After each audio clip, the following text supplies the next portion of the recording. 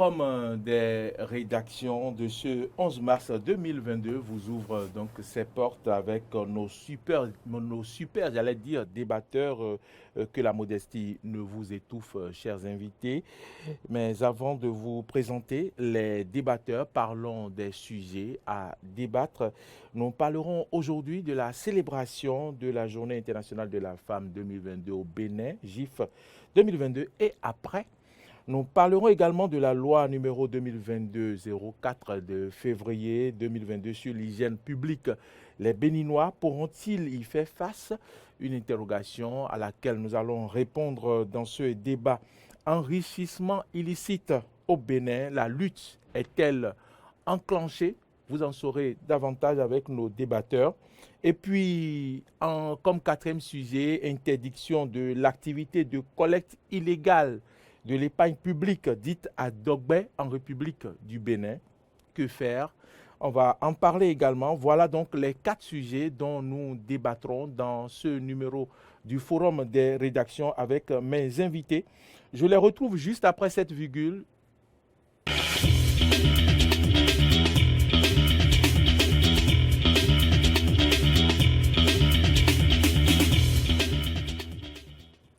Madame, Monsieur, merci d'avoir pris ce rendez-vous du Forum des rédactions avec mes débatteurs à ma gauche. Laurent Roland-Tonneikes, bonjour. Maury Agua, bonjour. Merci d'avoir accepté notre invitation. Vous êtes journaliste, analyste politique.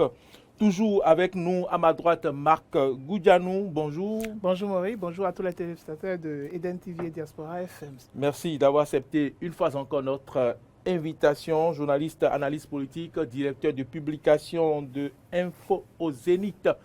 Merci une fois encore d'être avec nous, Laurent Roland-Tonneikes. On va tout de suite démarrer par le premier sujet, célébration de la GIF 2022 au Bénin et après. Célébrée il y a quelques années encore par des activités festives, la GIF est aujourd'hui devenue une journée de réflexion pour les femmes. Est-ce une avancée, Laurent Roland-Tonneikes? Bon, merci Maury Agua. Je dirais, est-ce que c'est une avancée? Je suis tenté de dire oui et non. Oui et non, parce que dans une certaine mesure, on a encore constaté les discours d'habitude, ce qu'on a eu d'habitude chaque année. Et puis, on a vu aussi que certains acteurs politiques et certains journaux l'ont écrit même à la une au cours de la semaine, qui n'ont aucune popularité, qui profitent de la journée du 8 mars pour montrer que c'est eux qui sont disponibles et qui sont au chevet des femmes, alors qu'en réalité, pendant 365 jours, on ne les a pas vus. Et donc, c'est juste cette journée qu'ils utilisent pour pouvoir profiter des femmes. Pour moi, c'est profiter des femmes. Je crois que le 8 mars, désormais, ne doit plus servir à faire des conférences, des colloques, des ateliers où on va fêter, où on fait des foulards. Comme on le dit chez les femmes chez nous aujourd'hui, les satellites sur la tête à se promener, tout blanc, de blanc vêtu, ou bien des t-shirts sur lesquels c'est écrit 8 mars, journée de la femme, des trucs comme ça. Je crois qu'aujourd'hui, quand on parle de 8 mars, parce qu'il faut partir de l'historique de 8 mars, c'est les femmes qui, à un moment donné, ont lutté pour avoir leurs droits. Et donc, dans une certaine mesure, on est à une époque au XXIe siècle. Il faut travailler à voir qu'est-ce qu'on peut apporter de façon concrète aux femmes aujourd'hui. Il y a des femmes rurales qui ont besoin d'appui. Il y a des femmes qui sont dans nos localités, en tout cas dans les villes, qui ont besoin d'appui, qui ont besoin d'activités, de moyens pour faire des activités génératives. Il y a des femmes qui sont dans les administrations qui, sous le poids de la menace du harcèlement de leurs patrons, sont en difficulté. Pourquoi ne pas prendre ces journées, peut-être recenser, et que ces jours-là mettent à nu ceux qui sont les harceleurs en griffe? Pourquoi ne pas prendre cette journée pour aller au chevet des femmes rurales, pour leur donner des appuis? J'ai cité un exemple dans la semaine.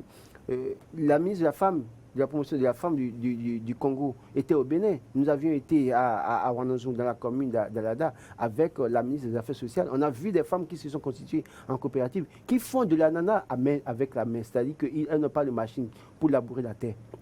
Elles le font elles-mêmes, elles mettent l'ananas à terre, et quand ça finit de produire, elles transforment ça.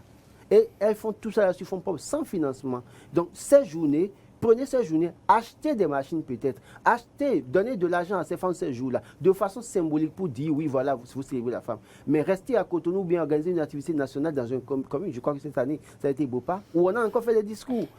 Le jour-là, ils ont fait le discours. Quel acte concret ont-ils posé? On a fait le discours, on est rentré chez soi. Donc, je pense que désormais, pour le 8 mars, ça doit être des actions concrètes. Ça doit être des actes qui sortent les femmes de la précarité, qui travaillent des actes qu'on pose pour l'autonomisation de la femme béninoise. C'est vrai que le ministère des Affaires sociales fait beaucoup d'efforts en termes de microcrédit à la FIA. Mais pour moi, je pense qu'aujourd'hui, on peut augmenter la carrière dans une certaine mesure, mais en même temps, faire en sorte que ces jours-là, plutôt qu'on organise une activité nationale, il faut qu'au niveau de chaque département, avec les maires, au niveau des communes également, qu'on essaye de voir quels sont les besoins des femmes qui sont constituées en coopérative, quels sont les besoins des femmes, quelles sont les difficultés des filles dans cette localité, qu'est-ce qu'on peut faire. Et ce jour-là contribuera, ce jour-là, on prendra cette journée pour aller au concret plutôt que de continuer dans les discours qui, au finish, on sait, hein, quand la preuve, vous avez vu autant de discours le 8, on a vu autant d'hommes politiques qui sont, puisqu'on est à la veille des élections législatives, sont descendus sur le terrain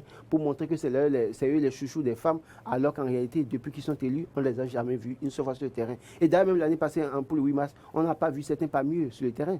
Mais puisqu'on est à la veille de 2023, on les a vus.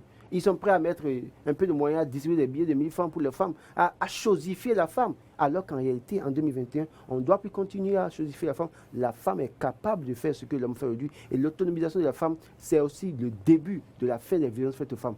Parce qu'une femme qui n'a pas les moyens, qui est dans un foyer, qui n'a pas les moyens à un moment donné, se verra dans l'obligation de mal parler peut-être à son époux, ou bien l'époux qui estime que la femme en demande trop et sous l'effet de la colère, bonjour les dégâts. Donc, il faut travailler à l'autonomisation de la femme, il faut travailler à la liberté de la femme, plutôt que de continuer avec les discours, pour moi, entre griffes vaseux chaque année.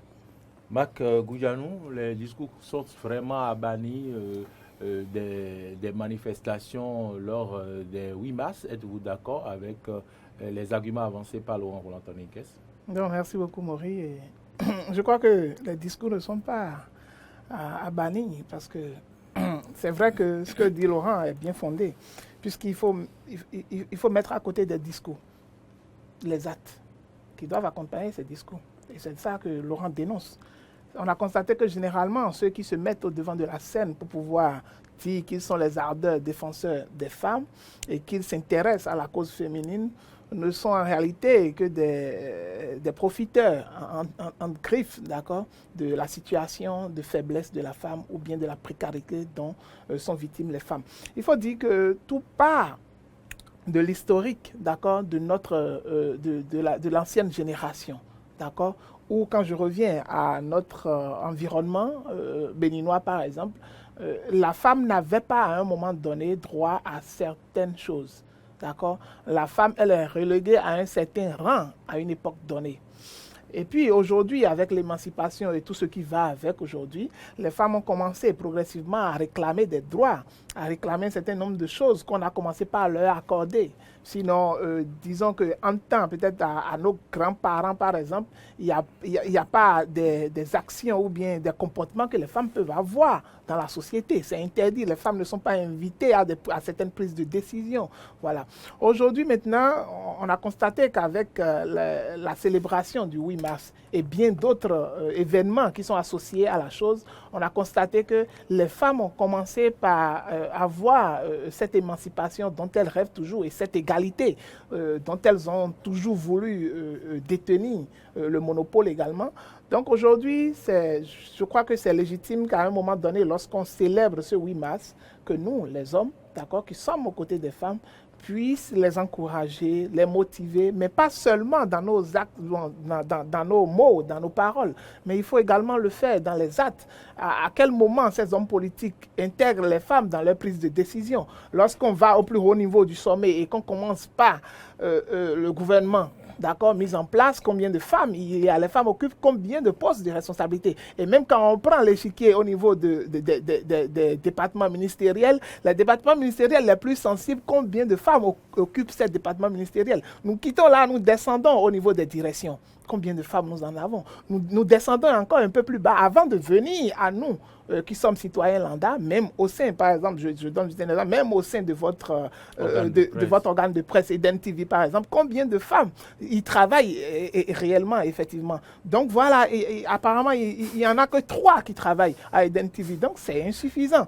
Donc le problème n'est pas limité seulement aux hommes politiques ou à ces hommes-là qui sortent pour faire les grands discours, mais c'est un problème général où, à un moment donné, les femmes aussi doivent avoir une prise de conscience, d'accord, pour savoir quelle importance elles ont dans la société. Vous avez vu les derniers événements qui ont animé l'actualité ces derniers temps où on parle des sex tapes, des vidéos, des busy girls par exemple. Mais ce 8 mars devait également constituer un moment où l'on doit appeler chaque fille, d'accord, du pays et d'ailleurs à beaucoup plus se conscientiser, oui. voilà, sur le réel problème qui se pose à ce niveau-là également. Il se pose un problème d'éducation également.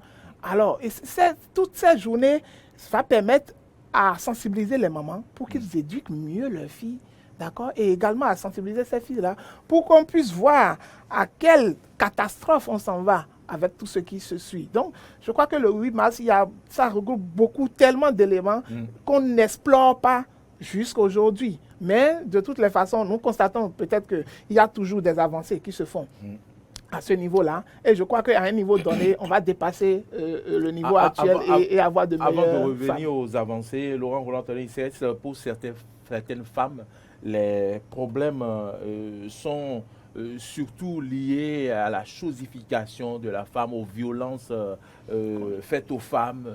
Les problèmes des femmes ne sont-ils pas au-delà? Les problèmes des femmes sont au-delà et c'est pourquoi j'ai parlé tout à l'heure d'autonomisation, parce que l'autonomisation est le début de toute chose de la liberté de la femme. Et il faut remercier déjà le gouvernement qui a travaillé à ce que désormais, à partir de 2023, qu'on ait tout au moins 24 femmes à l'Assemblée nationale. Parce que les femmes étaient absentes du côté du Parlement. Et donc les lois qui étaient votées la plupart du temps, il n'y a que certaines lois qui sont votées, qui n'arrangent pas pour autant les femmes. Et je pense que une présence considérable des femmes au niveau des instances de décision, comme l'a dit Marc, à l'Assemblée nationale, au niveau du gouvernement et aussi éventuellement, il faut travailler à dépasser le nombre de femmes que nous avons aujourd'hui. C'est autant, le gouvernement fait déjà un bon pas. Et dans une certaine mesure, il va... Avec la création aussi de l'INF, justement, l'INF qui aujourd'hui se porte partie civile, en tout cas pour assigner en justice tous ceux qui s'adonneraient à des actes de violence basés sur le genre. Et donc, je pense qu'au-delà de ça, si on ne travaille pas l'autonomisation de la femme, je crois qu'on va beau crier tout le temps, on va toujours dire 8 mars, mais on ne va pas mettre fin au problème des femmes. Il faut rendre les femmes indépendantes, oui, financièrement. L'autonomisation des femmes passe par d'abord l'éducation des filles déjà. Et après l'éducation des filles, il faut un réel positionnement des femmes au niveau de nos structures étatiques, gouvernementales, de toute façon dans les structures, à compétences égales, chances égales, évidemment. Et donc, il faut partir de tous ces points-là.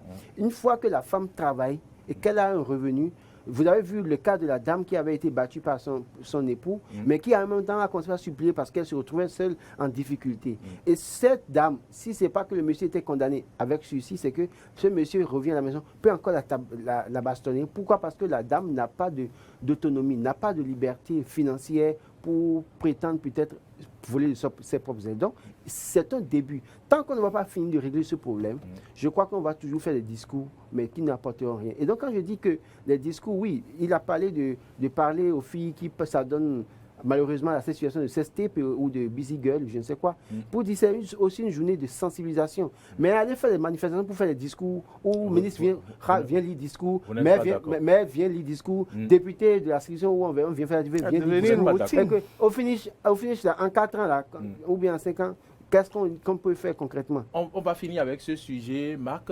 des femmes qui subissent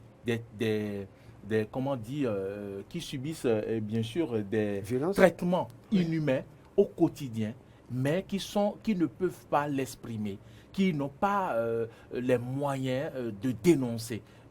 Quel appel pouvez-vous lancer à ces femmes? Dieu merci, aujourd'hui, la technologie a évolué. Dans un passé récent, il y a beaucoup d'actes de violence sur les femmes qui sont faites à tel endroit ou à tel endroit, mais dont on n'a jamais l'information. Aujourd'hui, maintenant, il y a un homme qui a ligoté sa femme récemment, qui a été déjà arrêté. Vous voyez, voilà, le monsieur qui battait sa femme a été pris grâce à l'enregistrement d'une vidéo qui a été mise sur les réseaux sociaux. Mais qui, malheureusement, après sa libération, a divorcé avec la femme. Voilà. Bon. Donc, il s'est fait que le problème qui se pose en réalité, c'est plus crucial, où il faut quand même aider ces femmes-là aujourd'hui à se faire plus entendre. Aujourd'hui, maintenant, les violences qui sont faites sur le genre, par exemple, sont avec le gouvernement, Talon, il faut l'avouer, sont très suivis de très près. Ils sont très suivis de près. Et que même quand vous posez un acte, par exemple, c'est que même inconsciemment, même en ne le sachant pas, vous serez surpris que l'acte que vous avez posé chez vous, on vous interpelle pour ça dans les jours à venir. Alors que vous allez vous demander, mais bon, j'ai battu ma femme, c'est vrai, mais personne n'était là, personne n'était informé. Mais les simples voisins peuvent vous dénoncer à la police et peuvent vous interpeller pour savoir ce qui s'est passé. Même si à un moment donné, la femme vous couvre, la justice fera son travail. Jusqu'à un moment donné. Et ça, c'est louable aujourd'hui. Ce qui fait que ça va limiter un peu plus. Vous avez vu toutes ces sanctions qui sont en train d'être mises sur pied, toutes ces sanctions pénales qui sont en train d'être faites contre les hommes-là, qui battent leurs femmes aujourd'hui. Vous allez voir, ça va ramener à une prise de conscience. D'accord, de la chosification, de la chose féminine pour savoir que les femmes ne sont pas des objets. D'accord, c'est des êtres humains autant comme nous les hommes et qui bénéficient également des mêmes droits que nous. Et qu'à un moment donné, on doit savoir raison garder pour même si la femme a ses caprices, on sait, la femme demeure la femme. C'est à nous, hommes, en tant qu'hommes, d'être chef du foyer et d'avoir la maîtrise de soi et de protéger la femme. Puisque une chose est sûre, nos enfants deviendront femmes demain. Rapidement, on entend pour finir avec ce sujet. Les femmes qui subissent ce traitement et qui se taisent à la limite, c'est les femmes qui ne sont pas autonomes. La femme qui a les moyens de se prendre en charge ne se taira jamais face à une violence. Et donc c'est pourquoi je dis aujourd'hui, au lieu de faire des discours, trouvons des mécanismes avec les organisations de la société civile pour accompagner les femmes, les coopératives de femmes, les femmes qui se constituent en groupement, les financer, les femmes qui ont besoin de microcrédit à la FIA. Parce qu'une femme peut partir de 50 000 francs comme microcrédit à la FIA et devenir multimillionnaire demain. Et donc tout dépend de ce que nous faisons pour les femmes, pour les sortir de la situation où elles sont peut-être sous la domination d'un homme, parce que l'homme, c'est l'homme qui amène tout à la maison. Voilà qui est dit, madame, monsieur. Nous venons donc de baliser un peu le terrain en ce qui concerne la journée internationale de la femme célébrée ce 8 mars. Nous allons passer donc à un autre sujet, loi numéro 2022-04 du 16 février 2022 sur l'hygiène publique. Les Béninois pourront-ils y faire face? Je me tourne vers vous, Laurent Roland Tonneikes, tout de suite pour donc vous poser la toute première question. Une loi de près de 180 articles. Nous avons nos morceaux choisis pour ne pas dire nos articles préférés. Par exemple, l'article 9, il est interdit d'uriner ou de déféquer aux abords des voies publiques et sur les places publiques. Au Bénin ici, vous le savez, ces comportements-là, comment cela s'observe au quotidien, n'importe qui peut uriner partout. Dites-nous votre appréciation par rapport déjà à cette loi. Je dis bravo aux gouvernants qui ont amené cette loi. Je pense que c'est une avancée très notable parce que quand vous regardez un peu ce qui se passe, vous imaginez un citoyen qui se met au pied d'un arbre et qui commence par uriner, sachant que ce qu'il fait c'est mauvais. Vous voyez des gens qui sont dans leur maison, qui préparent et le lendemain matin, les déchets issus de ce qu'ils ont mangé hier, ils viennent verser dans les caniveaux. Vous allez voir, prenez le tronçon Cotonou-Kavi simplement. Regardez les endroits où les gens ont l'habitude de verser de l'eau usée. Vous allez voir que ça se gâte plus vite que les autres endroits. Ça pose un problème du bien public, de l'entretien du bien public. De la même manière qu'on peut interpeller ou bien interpeller nos dirigeants qui ne font peut-être pas en griffe le bon entretien pour ces ouvrages, de la même manière on va interpeller les citoyens qui sont aux abords des voies, qui s'adonnent à de telles pratiques et qui détruisent aussi également, parce qu'ils sont des gens sanctionnés également.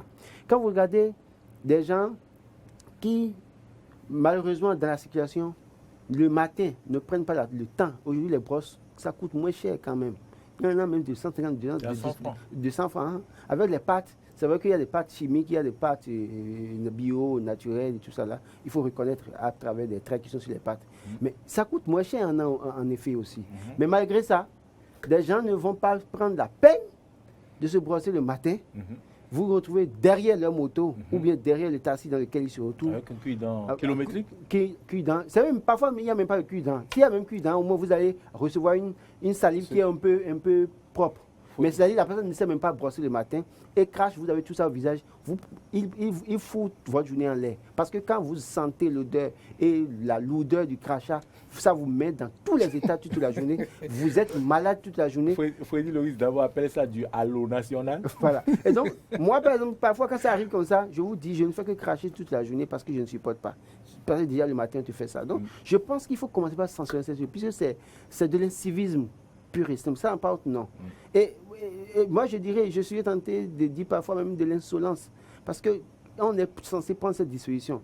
Et quand il y a même des femmes, c'est celui qui est l'usager qui est sur la voie, c'est pas lui qui t'a enceinté, mais une femme enceinte qui est dans sa voiture, baisse la plupart du temps, elle prend un taxi, elle veut rester aux extrémités des portières, et c'est elle qui veut cracher à tout bout de champ. C'est autant de choses qu'il faut corriger dans ce pays. Allez au niveau des places publiques.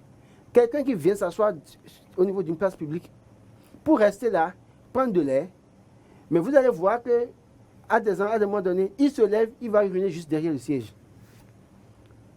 Du coup, quelqu'un d'autre qui vient après lui ne peut pas rester. Et je crois que cette loi, certainement, c'est pour entretenir, pour sauvegarder, pour la survie des jardins comme Jardin Mathieu à Gary et autres. Hein. Sinon, si cette loi n'arrivait pas, je ne pense pas que ce jardin puisse vivre longtemps. Puis ils vont tellement uriner là que les fleurs vont s'assécher du jour au lendemain. Donc, je crois qu'aujourd'hui, de telles lois sont les bienvenues.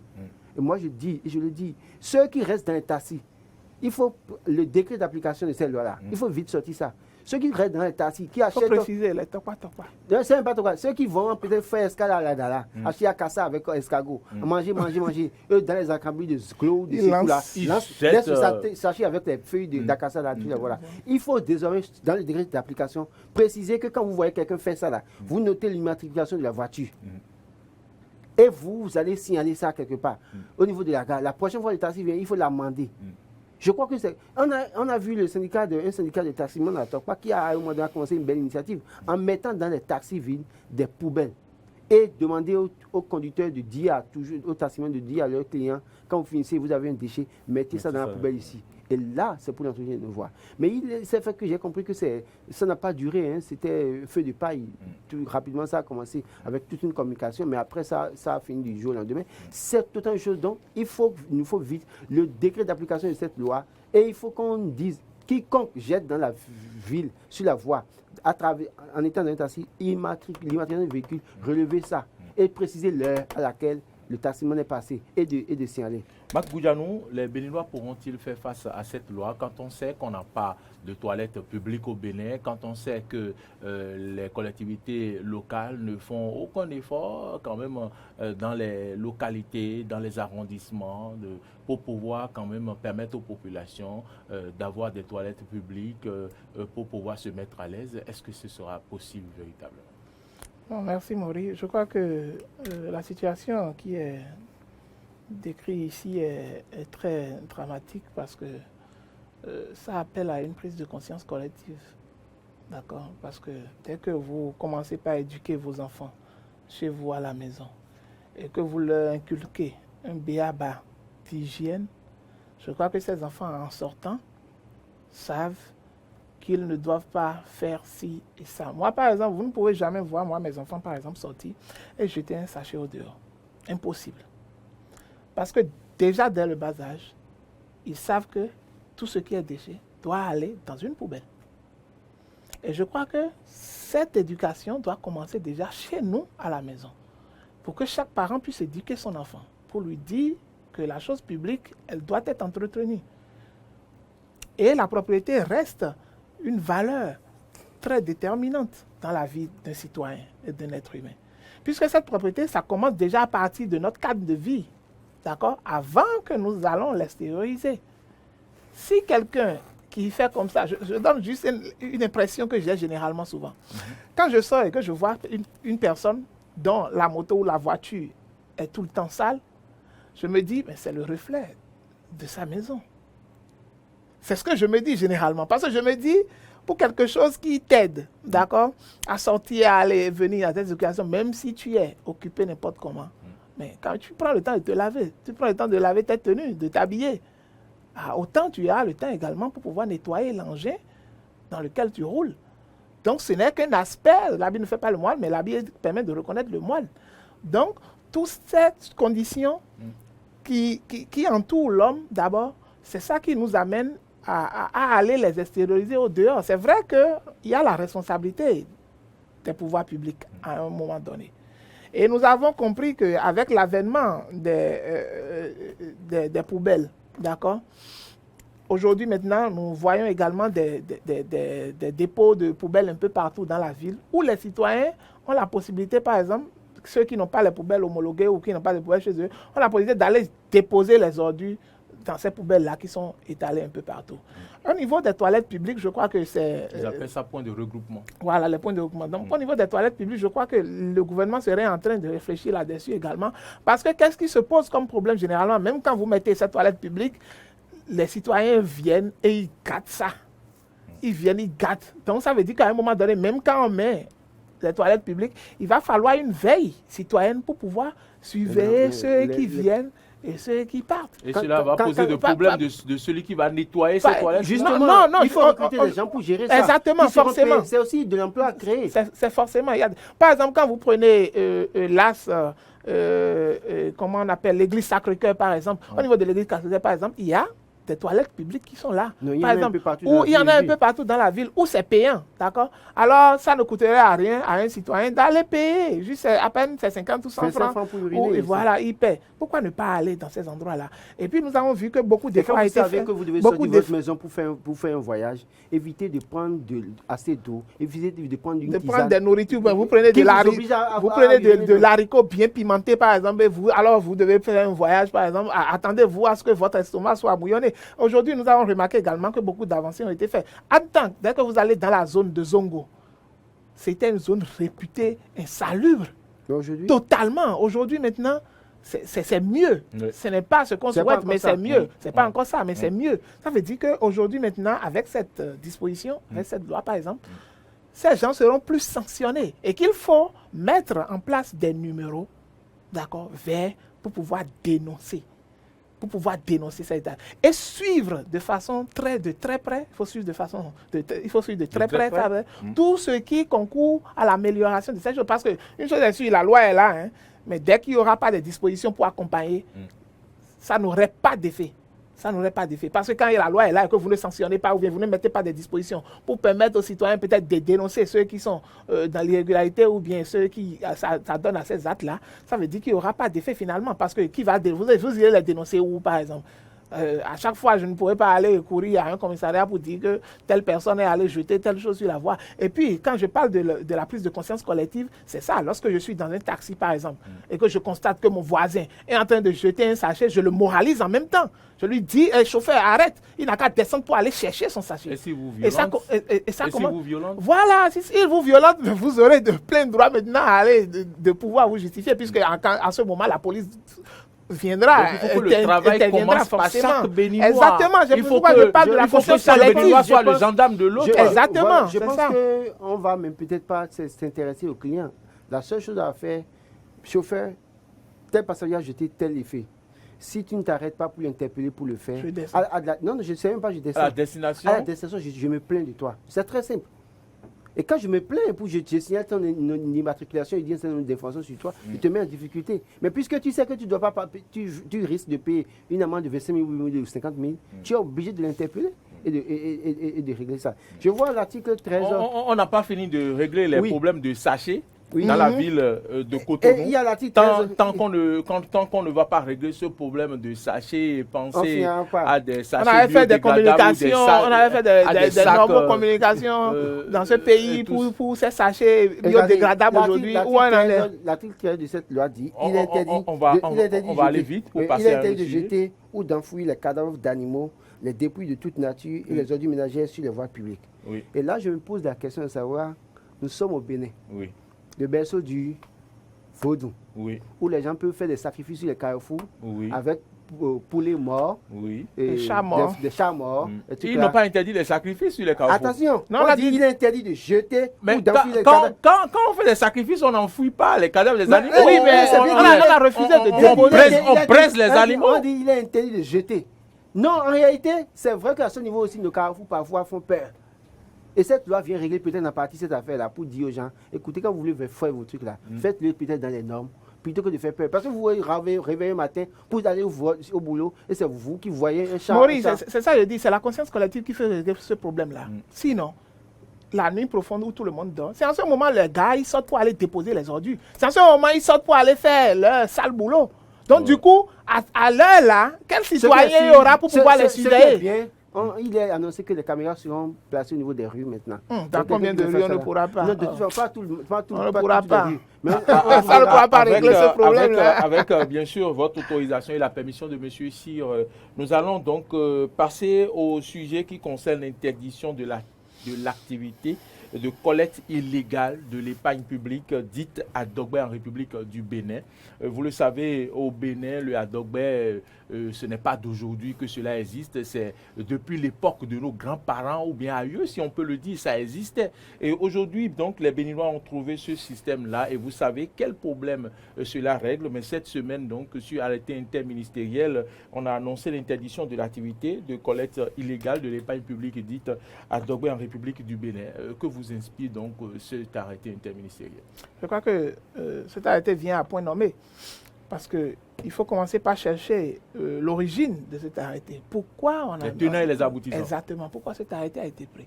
C'est parce qu'on a constaté un certain nombre d'irrégularités dans le fonctionnement de ce type de tontine, d'accord, qui fait qu'à un moment donné, il fallait que le pouvoir public, les gouvernants tapent du poing sur la table pour pouvoir limiter les dégâts. Limiter les dégâts, pourquoi? Parce que on a compris et on a vu plusieurs fois un peu partout dans les régions, d'accord, du Bénin et même dans les régions les plus profondes, que cette tontine est organisée et qu'à la fin, les collecteurs disparaissent. Ils disparaissent avec les sous des populations. Et secondo, ces collecteurs ne sont enregistrés nulle part. Ils n'ont pas de structure homologuée pour pouvoir faire la chose. Et on a constaté que parmi même ces agents qui sont arrêtés, il y a des innocents, je dirais. Parce que lorsque je dis innocent, en griffe, par exemple, lorsqu'on vous recrute, d'accord, une structure vous recrute et vous dit, OK, on fait l'épargne, on fait ci et ça, on est enregistré. Vous êtes enregistré pour l'épargne, peut-être. Et vous avez l'agrément peut-être pour l'épargne. Mais à un moment donné, vous étendez maintenant vos branches dans des secteurs peut-être dans lesquels on ne vous a pas donné d'accréditation. Et vous commencez par exercer. Le pauvre jeune homme, il ne sait pas, lui, il a un diplômé sans emploi, il cherche de quoi suivre, vous l'embauchez, il commence par faire la collecte de ces sous-là. À un moment donné seulement, au moment où les populations doivent prendre leur dû, vous disparaissez et vous laissez les agents livrés à eux-mêmes. Et les gens commencent par arrêter ces agents-là et les envoyer à la police. Et il y en a qui sont en prison aujourd'hui à cause de ce phénomène-là. Il y a beaucoup qui sont en prison. Il y a beaucoup qui sont décédés déjà à cause de ces phénomènes. D'accord? Parce que parfois, par exemple, lorsque je viens dans ma famille et que moi, je prends la responsabilité, je suis le garant de cette tontine auprès d'une autre société, et pour les membres de ma famille ou bien pour ma cour familiale, d'accord, où on est dans une maison familiale, imaginez un instant que c'est en comptant sur Mori Agua que moi, je donne à Dogbela. Oui. Et Mori Agua compte sur Laurent, parce que c'est Laurent qui est le propriétaire de la structure. Qui est en contact avec je peux commencer. Voilà. Donc, du coup, imaginez un instant si à un moment donné, moi, je ne retrouve plus mes effets. En tout cas, je vous attaquez. Laurent disparaît. Laurent disparaît. Et si Laurent disparaît, vous avez de problèmes. Pas seulement de problèmes financiers, mais vous avez de gros problèmes familiaux. Parce que vous vivez dans une cour familiale et vous voyez tous ceux qui sont collés à vous et qui comptaient sur vous pour ça. Vous mettez votre vie en danger carrément. Il y en a qui se sont suicidés à cause de ce phénomène-là. Ah oui? Ah oui. Il y en a qui se sont suicidés. Il y en a qui ont fui carrément le pays à cause de Adogbe. Donc je crois que c'est une décision qui est applaudie. Mais là où le piège est, Mori Agua, il y a même un piège. Oui, là où le piège est, c'est que les populations sont têtues. Qu'est-ce qui va se passer? Je vous dis ce qui s'est passé réellement hier. Hier, moi, j'ai connu une maison où ils mettaient une affiche de Adogbe au niveau du portail. D'accord? Et à un moment donné, je demande, mais le monsieur, il n'amène plus l'affiche. J'ai demandé ça hier, on a dit non. Il a dit que la personne qui devait venir implanter l'affiche, la personne est sortie. J'ai dit, OK. Et vous êtes allé donner, ils ont dit, oui, moi, je viens d'aller donner 1000 francs. Ça veut dire que malgré l'interdiction, les gens continuent de faire Adogbe de façon clandestine. Et il faut que le gouvernement lance des enquêtes pour pouvoir sillonner ces zones-là, ces maisons-là qui continuent de faire ces Adogbe-là encore. Il y en a qui font de façon clandestine. Ils rassurent même les populations pour leur dire que ce qui a été pris comme décision, que ça ne les concerne pas, que ça concerne seulement ceux qui sont dans l'informel, que eux ils sont dans le formel et que eux ils peuvent faire leur Adogbe tranquillement. Ah. Donc, il rassure encore la population pour que les gens continuent à le faire. Il faut que des enquêtes soient lancées au niveau de la police judiciaire pour qu'on puisse quand même identifier ceux-là qui continuent de le faire de façon clandestine pour limiter les dégâts. Sinon, vers la fin de l'année, on aura encore des morts. Laurent Roland-Tonnet, l'interdiction de cette activité pose quand même des problèmes énormes, problèmes économiques, répercussions sur ceux-là qui vendent les volailles à la fin de l'année, ceux qui vendent les huiles, ceux qui vendent quoi, je ne sais quoi. Non, je suis d'accord avec vous, Maury Agua, qu'il y a des problèmes. Êtes-vous d'abord avec la position de... Je partage sa position parce que je sais que dans ce secteur, il y a beaucoup de problèmes à régler. Il n'y a pas... Aucune activité humaine n'est parfaite. Et le Adogbe, quand vous suivez l'historique de cette activité, ça date de plusieurs années. Et par le passé, les gens n'avaient pas autant de problèmes. Mais ajouté à la morosité économique que nous avons un peu partout dans le monde, il y a que les gens peuvent avoir des problèmes. Et je m'explique. Vous savez d'abord, dans cette affaire d'activité de Adogbe, il y a que les gens mettent l'argent à la maison. C'est la thésaurisation qui est combattue par le système financier. Le système financier, c'est pas bon parce que dans ces conditions, les banques qui devaient avoir la liquidité pour tourner pour les activités génératrices, les activités économiques, n'ont pas de liquidité parce que les liquidités sont gardées par des citoyens, pas devant eux. Et qui empêchent que l'argent circule. Première chose. Deuxième chose, c'est vrai que ceux qui sont promoteurs de cette structure de Adogbe font de l'usure dans une certaine mesure. Et donc, alors qu'ils ne sont pas autorisés à faire des prêts, à faire des activités de prêts, et donc ils font de l'usure et ils en abusent à la limite avec les citoyens à des moments donnés. Ça pose des problèmes. Et les problèmes réels liés à ça, c'est vrai, des gens cotisent, ils n'arrivent pas à avoir leurs sous à la fin de l'année, ou bien les produits qu'on leur a promis là, à la fin de l'année, ils n'ont pas ça. Mais moi, je me demande, est-ce que cela suffit seulement pour qu'on dise qu'on interdit tout de go pour toujours, sur toute l'étendue du territoire national? Moi, je me pose la question de savoir, est-ce que c'est la solution? Est-ce que cette solution qu'on a trouvée ne crée pas d'autres problèmes? Parce que quand on parle d'Adogbe, Adogbe, c'est beaucoup de choses. C'est un package. Les gens vous offrent un package, vous présentent un package. C'est un poulet, ou bien c'est 2 poulets, 2 packs de boissons, 2 packs du riz, oui, 2 packs de boissons, une bouteille de vin, canettes de boissons, et de l'huile, du riz, du cassoulet. Et donc, du coup, vous, peut-être qui êtes surpris à la fin de l'année par les fêtes, c'est que vous avez une garantie qu'en décembre, au plus tard, le 22 décembre, vous avez les produits pour préparer pour vos enfants. Et donc, il y a un certain nombre d'activités qui ont été développées à travers cette activité. Ce n'est pas que les promoteurs qui vendent. Il y a ceux qui font l'élevage qui, à la fin de l'année, doivent vendre des milliers de poulets. Et donc, c'est une bonne affaire pour un certain nombre de personnes dans le secteur. Et donc, moi, j'estime que dans une certaine mesure, on peut contrôler cette activité et mettre en place des solutions. On peut encadrer. La preuve, quand je lis l'article 1 de la loi dont il est question, pardon, de l'arrêté, l'article 1 dit ceci. Il est interdit sur toute l'étendue du territoire national l'activité de collecte illégale de l'épargne dénommée Adogbe en toute autre forme en appellation du genre.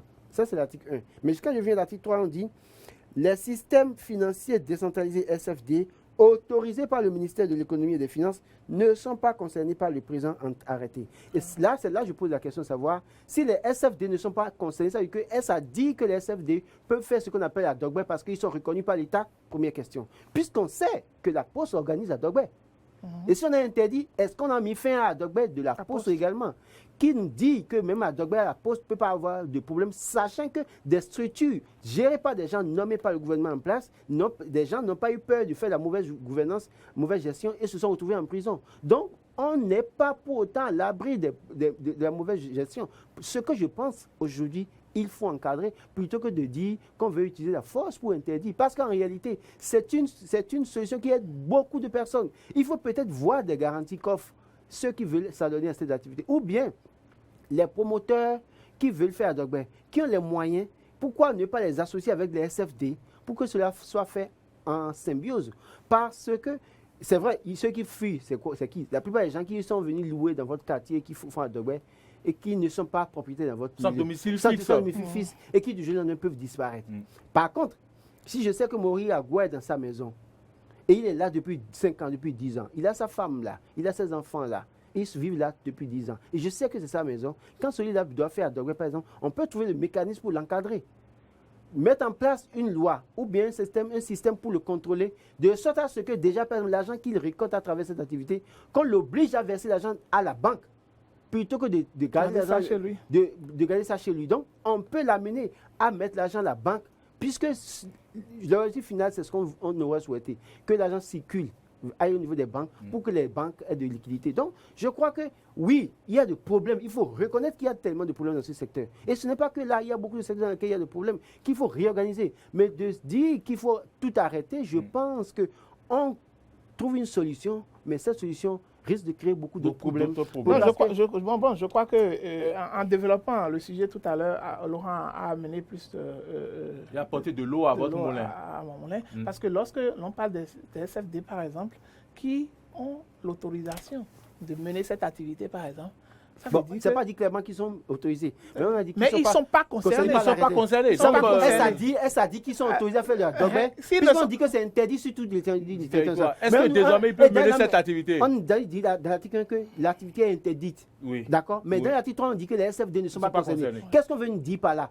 Les SFD sont-ils autorisés à faire? Moi, c'est pourquoi je reviens et je dis que c'est comme on interdit, c'est vrai, mais il faut encadrer. Et je crois que cet encadrement, ça va vers l'orientation des populations vers les SFD, d'accord, qui sont des structures agréées, d'accord, qui ne peuvent pas disparaître du jour au lendemain, sans trace, qui ont des garanties, qui ont un capital et qui ont tout. Je crois que la meilleure solution, c'est d'orienter ces populations-là vers ces structures et que ces structures, comme la Poste le fait par exemple, comme il a dit, que l'on puisse quand même... Il a dit, vous pouvez vérifier. Oui, c'est la même chose, on dit, Laurent. Donc, que la Poste le fait par exemple, les gens peuvent s'orienter vers ces structures-là qui sont agréées. Il y a des structures qui sont agréées. Puisqu'on a dit c'est interdit avec l'appellation-là. Oui, une chose est sûre, c'est qu'il y a forcément des dispositions qui sont prises pour réencadrer et la pratique. Ce n'est pas ce qu'il a dit, c'est interdit. Non, oui, c'est interdit, mais en même temps... vous proposez maintenant qu'il faudrait encadrer l'activité. Il faudrait encadrer l'activité. Et l'encadrer, c'est orienter la population vers les SFD qui peuvent organiser la même activité de façon indirecte. D'accord? Quand il dit de façon indirecte, c'est qu'ils peuvent là, puisque leur rôle principal, c'est l'épargne. D'accord? À un moment donné, ils peuvent dire que, je donne, la façon dont la Dogba est faite de façon traditionnelle. C'est de l'épargne aussi. C'est ça, je dis. Non, c'est fait de façon traditionnelle. Oui, d'accord, c'est fait de façon traditionnelle. Maintenant, on peut rendre ça un peu plus professionnel. On va clôturer le sujet. On peut rendre ça beaucoup plus professionnel. D'accord? Ou par exemple, on vous dit de cotiser tel sou jusqu'à la fin de l'année, mais vous aurez par exemple l'argent pour pouvoir aller acheter pour fêter. Là, c'est vous-même qui prendrez l'argent et allez choisir ce que vous voulez pour acheter pour faire votre fête. Vous savez, le problème du... Puisque les gens épargnent toujours vers la fin d'année pour pouvoir faire. Mais on va réserver uniquement cette épargne-là uniquement pour les fêtes de fin d'année. Mais cela n'empêche pas celui qui vous épargne. Non, les SFD, ils ne peuvent pas fuir. Les SFD ne peuvent pas fuir. Les SFD ne peuvent pas fuir. C'est pourquoi il dit qu'il faut encadrer surtout, c'est quoi? Pour finir, Laurent, parlant d'épargne, vous savez que quand vous allez dans les structures dont on parle là pour faire l'épargne, c'est tout un processus. C'est des tracasseries après pour avoir l'argent. Par contre, celui qui a adoré dans le quartier là, il suffit que à la fin de l'année, vous pointez. Mais lui n'est pas légal. Non, je ne dis pas, je n'autorise pas ça. Oui. C'est-à-dire que c'est parce que lui, il est beaucoup plus facile à porter de main. Vous allez le voir, vous avez vos produits. Par contre, de l'autre côté, quand vous y allez, qu'est-ce qui va se passer? Il faut un rang interminable, il faut des tracasseries à n'en point fini. C'est ça parfois qui fait que les gens sont parfois obligés de tenter d'aller vers cette solution de proximité. Mais ils oublient que c'est ça qui garantit leur sous au sein de ces SFD. Ça les met en difficulté, les solutions de proximité. C'est pourquoi il dit qu'il faut encadrer, il faut réorganiser. Il faut alors, peut-être, il faut confier cette opération au SFD, il faut le faire le plus tôt possible. Pour permettre s'il faut associer ces personnes crédibles, il faut les adopter à ces SFD. Il y a des gens, parce que quand ils doivent cotiser 1000 francs chez eux par jour, ou par semaine, c'est que c'est difficile pour eux de garder. Parce que quand ils ont problème, ils peuvent. Alors par contre, quand ils ont de l'argent là-bas, et ils savent qu'il y a des contraintes pour dire que si tu rates une fois, tu perds 10% ou 5% de ta mise.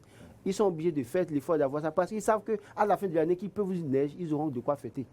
Voilà, donc nous retenons Marc Goudianou, Laurent Roland-Tonnet-Inkes, qu'il va falloir encadrer l'activité de collecte illégale de l'épargne publique dite à Dogba en République du Bénin au lieu de l'interdire complètement, ou du moins réorienter ces personnes vers les SFD pour donc faire l'activité à Dogbe. On retient cela, c'est bon? Oui. Bon, d'accord. Donc nous allons aborder à présent le dernier sujet du forum des rédactions de ce 11 mars.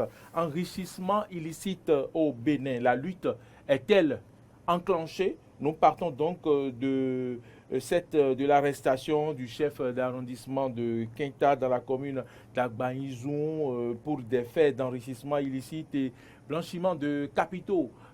Est-ce que la lutte contre l'enrichissement illicite est-elle enclenchée? Est-ce trop tôt ou est-ce trop tard?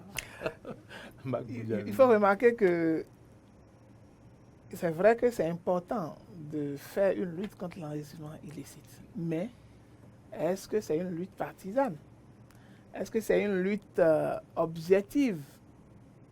Ou bien c'est une lutte qui vise seulement les intérêts particuliers des uns et des autres ou c'est une lutte ponctuelle? Voilà.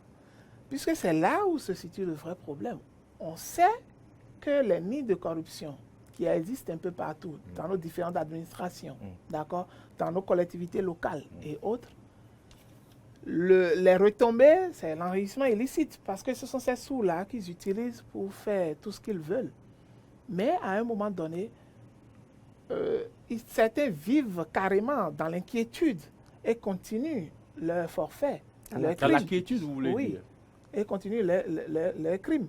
Mais néanmoins, lorsqu'on décide de s'attaquer à Y, d'accord, parce qu'il s'est enrichi illicitement, est-ce que la lutte doit s'étendre également à d'autres ou bien de façon ponctuelle, tel que vous l'avez dit, on va faire une lutte sélective de façon ponctuelle et on laisse, et ça fait encore peut-être 1 an ou 2 ans, parce que lorsque l'intérêt de ce X ou Y serait en train de perturber quelqu'un, on va évoquer cela pour pouvoir le mettre sous les verrous. Il faut qu'on fasse la nuance entre les deux et qu'on sache qu'il faut une lutte vraiment, d'accord, objective pour pouvoir régler le problème. Sinon, si le problème est réglé en faisant des luttes sélectives, d'accord, ça ne réglera pas le problème de l'enrichissement illicite. Parce que lorsqu'on commence par quitter au niveau même du pouvoir public, d'accord, si on doit commencer par contrôler, je dis, on contrôle l'enrichissement illicite à partir même de la présidence de la République. On descend au niveau des ministères et qu'on doit contrôler, et qu'on vient au niveau des directions, on va au niveau de l'Assemblée nationale, et qu'on revient maintenant au niveau des fonctionnaires, d'accord, lambda, je crois que les prisons ne pourront même pas contenir. Franchement, les prisons ne pourront même pas contenir les gens. Permettez-moi de vous poser ma question. La question que je veux vous poser est que l'enrichissement illicite commence d'abord par la déclaration des biens de ces personnes politiques. Oui. Est-ce que ça se fait? Est-ce que ça se respecte? Non, le point déjà d'abord, celui dont il est question ici dans cette affaire, c'est quelqu'un qui a été directeur des affaires administratives et financières de l'ARCHA, agence de réhabilitation de la cité historique d'Abomey. Et on sait qu'avec l'ARCHA sous l'ancien régime, on sait ce qui s'est passé, des travaux qui n'ont pas été achevés avec un certain nombre de problèmes. Alors, est-ce qu'à ce niveau, est-ce qu'il y a une audit à ce niveau qui estime qui présente les faits, qui montre qu'il y avait mauvaise gestion? C'est une lutte ciblée. Non, je ne dis pas que c'est ciblé. Première chose. Puisque vous dites que la personne a occupé un poste. Oui, non, je ne dis pas quand la personne a ciblé. Attendez, je n'ai pas fini.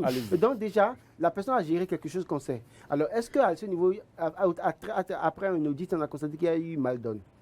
Deuxième chose. Et troisième chose, s'il n'y a pas mal donne, pourquoi est-ce que, tel qu'on a dit, c'est comme si, c'est maintenant que je peux revenir à ce que vous dites, c'est comme s'il a été ciblé. Parce qu'en réalité, si on doit parler d'enrichissement illicite, comme l'a dit Marc, je crois qu'il faut construire de nouvelles prisons. Il faut construire de nouvelles prisons avant de commencer cette lutte, parce qu'on voit, vous et moi, on a vu des gens... Moi, j'ai rien vu. Moi, j'en connais qui du jour au lendemain, sachant que peut-être au sommet de l'État, c'est tel salaire qui gagne. Nous savons, c'est-à-dire que c'est tel salaire que telle personne, des jeunes comme nous gagnent, mais qui du jour au lendemain deviennent sauvagement riches. Et qui parfois sont en mesure de vous, qui dans une insolence qui n'a pas de nom, vous parlent mal, vous naguent à la limite. Et donc, alors qu'en réalité, on sait comment ça se passe. Je pense qu'il faut maintenant enfin commencer la lutte contre l'enrichissement illicite. En quoi faisons? Ah oui, il faut commencer par, quand on nomme quelqu'un qui est DG, directeur départemental, je suppose, et qu'on sait que son salaire c'est 500 000. Est-ce qu'ils font la déclaration de leurs biens?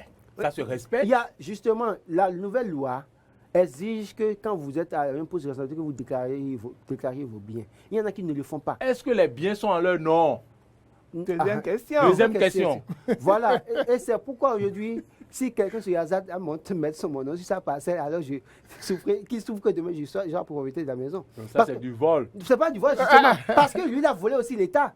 Ah oui? Il a volé l'État, il voulait utiliser mon nom pour se faire une bonne image. Alors, si je le vole aussi, alors je n'ai pas péché. Bon. Je pense, bon, on ne va pas croire le vol. Moi, je ne souhaiterais même pas me retrouver dans une telle situation. Mais j'estime fondamentalement aujourd'hui que la lutte contre l'enrichissement illicite, il faut y aller de main forte. Il faut que ça commence. Il faut que ça commence. Ça a commencé. Il ne faut pas que ce soit seulement... Non, on n'est pas rassuré que ça a commencé. Puisque nous parlons entre griffes de ciblage. Oui, non. Moi c'est une supposition que je dis. Peut-être qu'il a été ciblé. D'accord. Mais ce qu'on dit, une fois que ça a commencé, on prête bonne foi aux autorités judiciaires pour dire « Ah, vous avez bien commencé, c'est très bien. On vous encourage. » Il faut maintenant encourager les gens pour dire ceux qui ont construit des immeubles inachevés ou bien immeubles achevés, abandonnés, dans lesquels personne ne dort. Dans Calavi Cotonou là, et qui ont des rues, qui comptent les maîtresses par rue à Cotonou. Et qui ont acheté des rues aussi. Qui ont acheté des rues aussi également. Oui, il y a des gens qui ont vendu des rues à Calavi là. Donc ceux qui ont acheté les rues aussi là, qui ont construit des maisons, même dans les bas-fonds, avec l'argent de l'État là, il faut les identifier et qu'ils remboursent ce qu'ils ont volé de l'État. Et qu'on finisse avec l'enrichissement illicite dans ce pays. Parce que c'est ça qui fait que vous parlez d'enrichissement illicite, vous n'attaquez pas les vrais. Vous n'attaquez pas les vrais pilleurs et vous voulez attaquer vous voulez attaquer les jeunes cybercriminels. Le jeune cybercriminel qui dans son quartier vous voit, vous avez été à l'école, vous avez trimé ensemble. On vous nomme directeur départemental quelque part. Je viens c'est vous poser un bâtiment R+3 qui le naguait, il est prêt à s'adonner à toutes les parties pour chercher l'argent, pour vous égaler. Et c'est là que commence le problème également. Donc il faut finir avec ça. Laurent Roland, quelle est votre conclusion? Ma conclusion, c'est pour dire, enrichissement illicite, bravo au gouvernement, bravo aux autorités judiciaires qui ont commencé. Et je pense qu'il faut aller très loin dans cette lutte-là. Ceux qui sont ministres, on connaît leur salaire aujourd'hui, mais qui ont construit immeubles, gratte-ciel, je ne sais quoi, dans n'importe quoi, il faut qu'ils justifient. Ils ont trouvé l'argent où? Tu as un salaire de 1 million et c'est toi qui construis une maison de 500 millions. On parle de conclusion.